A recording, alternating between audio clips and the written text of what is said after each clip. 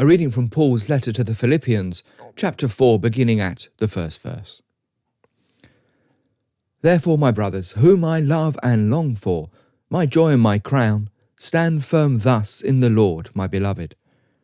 I entreat Euodia and I entreat Syntyche to agree in the Lord. Yes, I ask you also, true companion, help these women, who have laboured side by side with me in the gospel, together with Clement and the rest of my fellow workers, whose names are in the book of life. Rejoice in the Lord always. Again I will say, rejoice. Let your reasonableness be known to everyone. The Lord is at hand.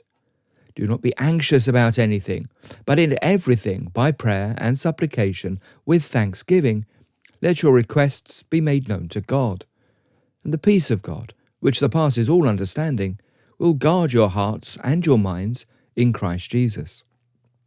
Finally, brothers, whatever is true, whatever is honourable, whatever is just, whatever is pure, whatever is lovely, whatever is commendable, if there is any excellence, if there is anything worthy of praise, think about these things.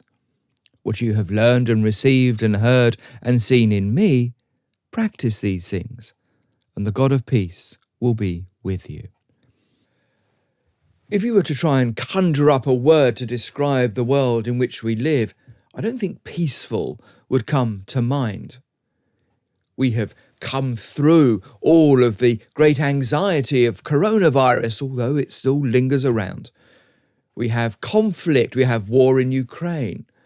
We have all sorts of dire economic predictions. And of course, we have the newspapers and the media more widely, social media more widely, and all of the headlines on the television and the news.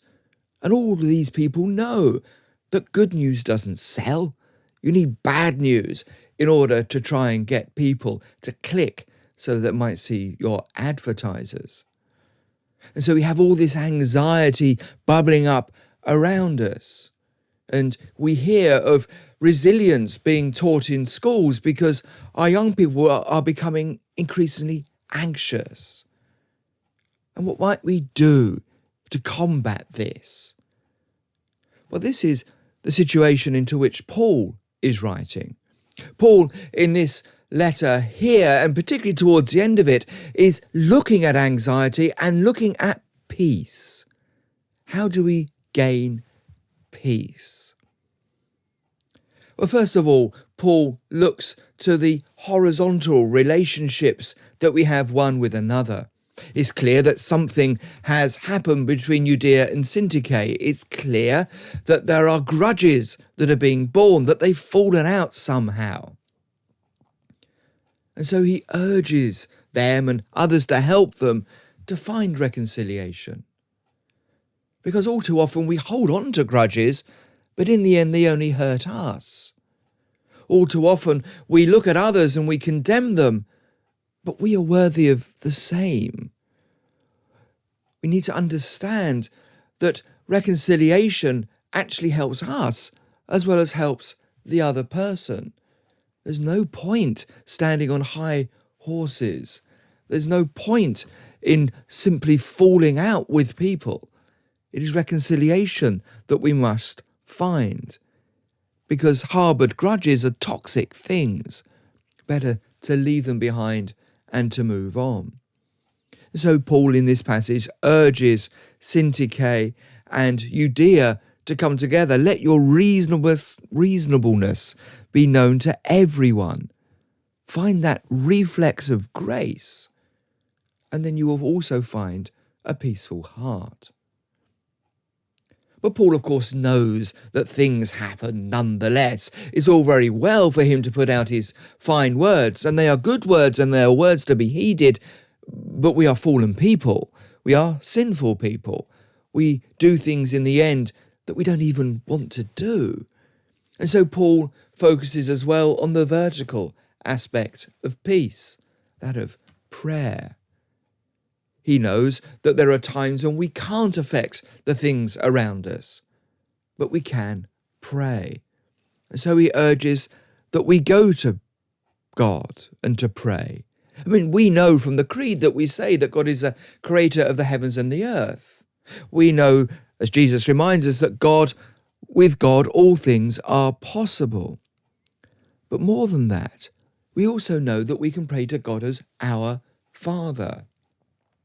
And if we put these things together, if we realise that we have a God whom we can come to as children, that we have a God who can do all things, then I wonder why we don't pray more.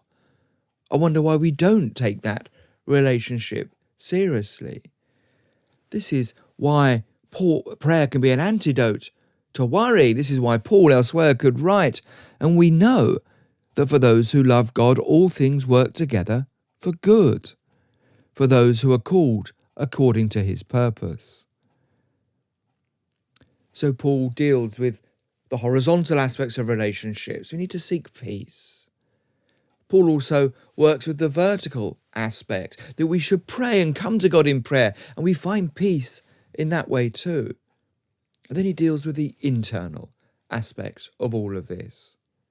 He writes this: whatever is honourable, whatever is just, whatever is pure, whatever is lovely, whatever is commendable, these are the things that we are to fix our minds upon. These are the things that we are to focus on, which is not to say that we have to live in ignorance, but it is to say that we can bring our concerns to God and leave them with God, and then focus on the things that build us up.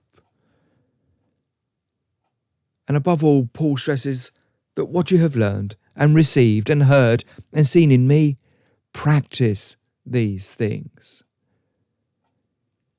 Calmness is not, and peace is not, simply an absence of war, but it's a deep inner calmness.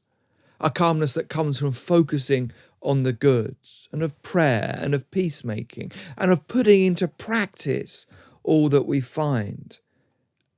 And this peace then passes all understanding. This is why, when things are difficult, some people seem nonetheless to be calm.